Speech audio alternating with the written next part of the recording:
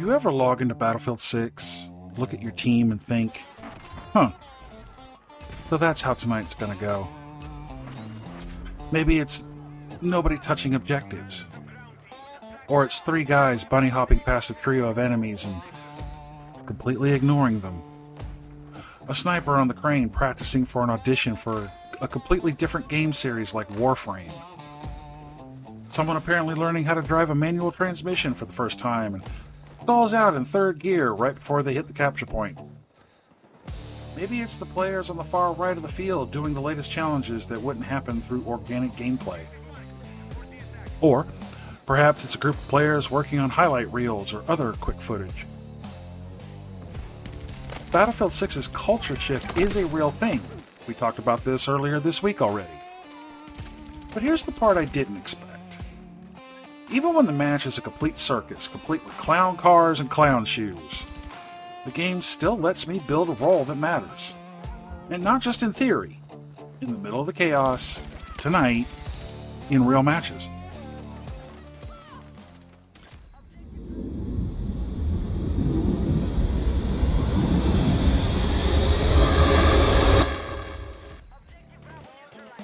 Before we get into it, I want to take a quick moment, and I mean quick. This week's videos reached a lot of you, and the conversations that came from them were some of the best I've seen on this channel. A bunch of you said the videos echoed what you were already thinking, feeling, and experiencing. You subbed, you commented, you actually talked like adults, and I want to acknowledge that. So, to everyone who subbed, liked, commented, joined the Discord, and sent friend invites, thank you. It's been a long time since Battlefield felt like this kind of community for me, and I wanted to make sure you heard that directly. With all that out of the way, today's topic. Now look, this isn't a motivational poster. It's not just play your way bumper stickers. I wanted today's video to be lighter because Friday is supposed to be the day where I cover the parts of Battlefield 6 that keep me coming back. That's the plan. Mondays are for problems, Wednesdays are for news, and Friday for the good stuff. I deviated a little this week, sure, but not on purpose. I've been working on this video since the past Sunday, and I wanted to put something together a little bit more lighter. Don't always want to sound all doom and gloom. Mondays would be for the problem topics, like game mechanics, TTK issues, unrelated to player engagement, things like that. Wednesdays, I figured I'd cover news, updates, things like that. And Fridays, I would cover things I like about the game, what keeps me coming back every day. And that's the plan, anyway. And look, I have a lot of positives about this game, almost as much as I have not so positive. Some of these positives may not even be on your radar at all. Some of them might be, is he really talking about insert topic here? Some of you might even go, come on, he can't be serious. And that's probably fair. I don't ever approach a game, any game, with the intent to break it. The sound issue lately? Well, since I have military-grade tinnitus, the footsteps thing, once it's improved, isn't going to help me much. So no, it's not a big deal on my radar. The deep fib thing? Yes, that is on my radar. The male character still talking like the default female voice for support? Nope, not game breaking for me. Game breaking for me is chronic disconnections from the server, horrible chronic netcode issues, server lag on EA's end, things like that. Things that physically keep me from the game. Footsteps thing? Not so much. I get it. Not every video I post is going to land with all of you. But one of the things that Battlefield 6 has given me is something that I genuinely didn't expect, I guess, from a modern shooter. For me, matches still feel meaningful, even when the players don't.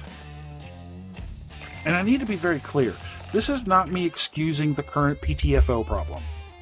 This is not me saying chaos is secretly good. This is not the opposite of Mondays or Wednesdays videos. What I'm talking about is the other half of that conversation, the personal side. Because I have realized something that I think is worthy of talking about.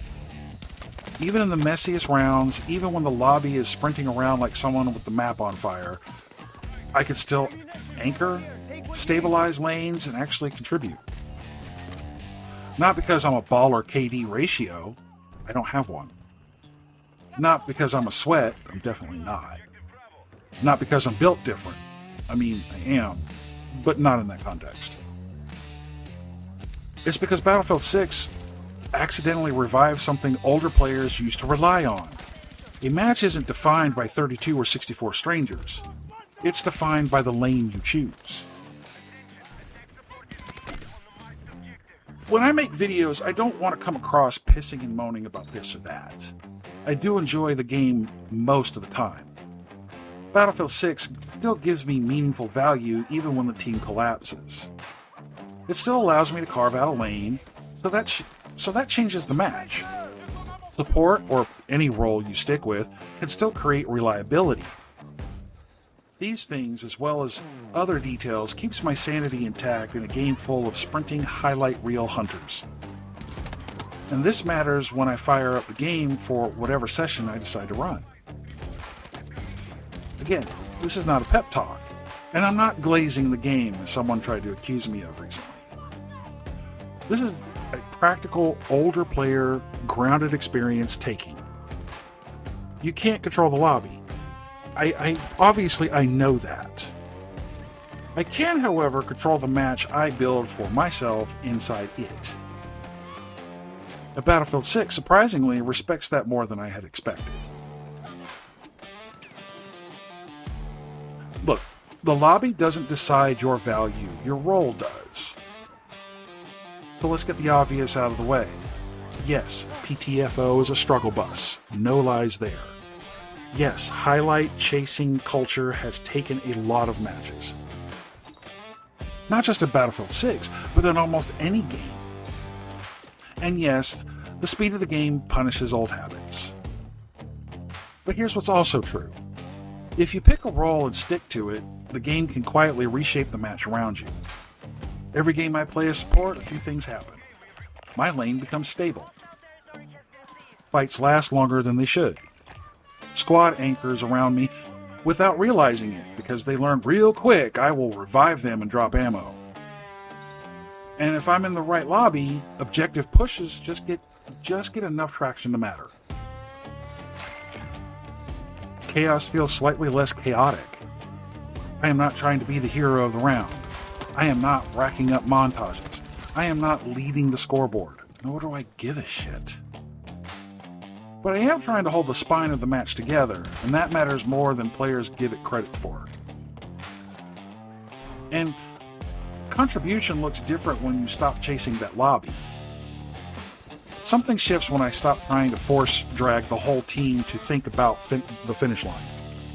I started noticing small advantages were created, micro moments where I time the revives. I see opportunities to hold a flank others often ignore. The match improving because I made tiny decisions correctly. When a match collapses, most players scatter. They sprint to firefights they cannot win. They feed kills. They tend to blame the team or the opponents, sometimes both.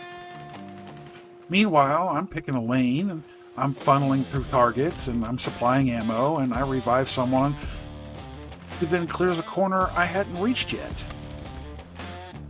Suddenly, that small role has created a chain reaction in a match that otherwise felt lost. Battlefield 6 rewards this just as much as Battlefield 1, Battlefield 4, or even Battlefield 3 did. But because the chaos is higher here at Battlefield 6, the corrections have more of an impact. The game actually supports older play pacing, albeit quietly. Battlefield 6 gets labeled as too fast, and sure, it is. There's no disagreement there. But what most players don't notice is this. The game is fast, but the value you create doesn't have to be. My accuracy isn't better. my reflexes aren't faster. I am not suddenly a 20-year-old esports hopeful. But what has improved is reading lanes, predicting pressure, knowing where support belongs, understanding when not to push, picking my fights instead of chasing every red dot on the HUD, and all because I could simply read a map. Battlefield 6 is chaotic enough that a single person playing could deliberately create order just by existing. And that's the best kind of paradox. The more unhinged everyone else is, the more valuable a calm player becomes. So why doesn't this contradict the PTFO problem? Well, first, let's make something perfectly clear here. The game would absolutely be better if more players PTFO'd. That opinion has not changed, and probably never will. But here's what's also true. The entire match experience doesn't have to collapse just because the lobby won't play as intended. I can still build my lane, hold my route, contribute in ways the scoreboard can't show, turn losing fights into stable fronts, give my participating squad room to breathe, make the match better than it would have without me. Now, this isn't optimism, this is observable, repeatable gameplay. And I noticed it. Your comments confirmed you noticed versions of it too. The game lets you matter, even when your team is allergic to touching objectives. That doesn't excuse the problem. It can, however, coexist with it. In most cases, the game makes time feel used but not wasted. This is where the older gamer perspective comes in. A lot of you don't have 4 hours a night to dump into games anymore, and it'll be some time before you do. You have a window, and it's a small one. But here's the part I genuinely appreciate. Even in a messy match, I don't walk away feeling like the game robbed me of my evening. Because I improved something. I stabilized something. I held a position. I kept someone alive. I made an actual tactical decision that mattered, even if the match was lost. I shaped part of the fight instead of being shaped by it. You can't always win a match, but you can win your time in the match. That has value. So here's my honest conclusion about after a week of looking at Battlefield 6 from every angle. This game gives me room, maybe more room than I expected, to build my own match inside this fuckery. Is the PTFO problem real? Yes. Are highlight chasers everywhere? Oh yeah. Does the game need balance fixes and cultural course correction? Absolutely. Tonight, when I log in, there's a lane waiting for me that nobody else is touching. So pick a role. Hold a route. Anchor a fight. Let the game reshape around the way you play. Because even if the lobby is sprinting around like caffeinated jackrabbits, you could still be the player you want to be. That's way better than thinking you wasted $80+ on a game. Now, this is the part of the video where I turn it over to you. What about Battlefield 6 that makes you keep coming back? What is it about the game you actually enjoy? Is it the game itself, or are you some of the out there, the lucky few that plays with friends almost every time, and playing with friends is what does it for you? Comments, folks. Let's have them. Thanks for watching, everyone. Look, I get everyone here has their opinions about Battlefield 6, and I have a lot. I make videos about them all the time. Sometimes my opinion changes, especially after going through discussions and comment sections, so please, keep that alive. Comment. Bring the discussions. Before you roll, though, please, check out the video description. You'll find a link to DAV, Disabled American Veterans. Each month I spotlight a support group or charity surrounding military veterans, and December is DAV. Please take a quick moment out of your day to look at that link. Again, thanks for watching. Until the next one, out.